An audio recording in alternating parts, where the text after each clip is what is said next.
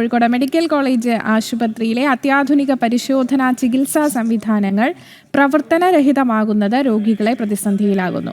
Mammography യൂണിറ്റും ഹൃദയ ശസ്ത്രക്രിയയ്ക്ക് അനിവാര്യമായ ഹാർട്ട് ലങ് മെഷീനും തകരാറിലായതോടെ ചികിത്സയും പരിശോധനയും വൈകി.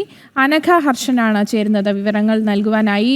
അനഘ, ഇത്തരത്തിൽ ചികിത്സാ ഉപകരണങ്ങളൊക്കെ തകരാറിലാകുന്ന സാഹചര്യത്തിൽ അത് എന്തുകൊണ്ടാണ് കൃത്യമായ ഇടപെടൽ നടക്കാത്തത്? എന്താണ് വിവരങ്ങൾ? നോക്കൂ അശ്വതി, ആര്യ, ദിവസേന 3000-ലധികം രോഗികൾ എത്തുന്ന വയനാട്ടെയും അതുപോലെ തന്നെ മലപ്പുറത്തെയും കോഴിക്കോട്ടെയും ഒക്കെ ആളുകളുടെ ഏക ആശ്രയമായിട്ടുള്ള മെഡിക്കൽ കോളേജാണ് കോഴിക്കോട് മെഡിക്കൽ കോളേജ്. ഈ മെഡിക്കൽ കോളേജിനെ സംബന്ധിച്ച് പലപ്പോഴും ഈ ചികിത്സാ പിഴവ് ആരോപണങ്ങൾ ഉയരാറുണ്ട്. അതുപോലെ തന്നെ ഈ മെഡിക്കൽ ഉപകരണങ്ങൾ തകരാറിലായതുമൂലം ചികിത്സ മുടങ്ങുന്ന സാഹചര്യവും ഉണ്ടാകാറുണ്ട്. അങ്ങനെ ചികിത്സ മുടങ്ങുന്നു എന്നാണ് ഇവിടെ എത്തുന്ന രോഗികൾ പലപ്പോഴും പറയുന്നത്.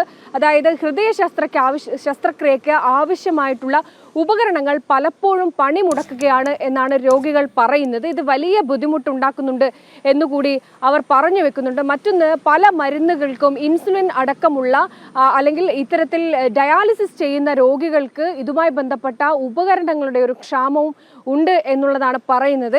ഇത് കോഴിക്കോട് മെഡിക്കൽ കോളേജിലേക്ക് മരുന്ന് വിതരണമടക്കം ഇത്തരത്തിലുള്ള ഉപകരണങ്ങൾ വിതരണം ചെയ്യുന്ന പലർക്കും കോടികൾ ഈ വകയിൽ ആശുപത്രി നൽകാനുണ്ട് എന്നുള്ളതാണ്. അതിൻ്റെ കുടിശ്ശിക കൂടിയത് മുതൽ ഈ വിതരണക്കാർ അത് നിർത്തിവെച്ചിട്ടുണ്ട് എന്നുള്ളതാണ്. ഈ പ്രശ്നത്തിന് പരിഹാരം ഉണ്ടാവണമെങ്കിൽ ഈ കുടിശ്ശികയെല്ലാം തന്നെ കൊടുത്തു തീർക്കണം എന്നുള്ളതാണ്. അങ്ങനെ കുടിശ്ശിക കൊടുത്തു തീർത്താൽ മാത്രമേ കോഴിക്കോട് മെഡിക്കൽ കോളേജിലേക്ക് ആവശ്യമായ ഉപകരണങ്ങൾ സപ്ലൈ ചെയ്യൂ എന്നുള്ളതാണ് വിതരണക്കാർ പറയുന്നത്. ശരി, അനക്കെയാണ്. എന്തായാലും അവിടെയും ഫണ്ട് തന്നെയാണ് പ്രശ്നം. കൃത്യമായി തന്നെ ഫണ്ട് എത്തിച്ചാൽ മാത്രമേ അത് കുടിശ്ശിക കൊടുത്തു തീർത്താൽ മാത്രമേ നന്നാക്കാൻ പറ്റൂ എന്നാണ് അനക്കയും പറയുന്നത്.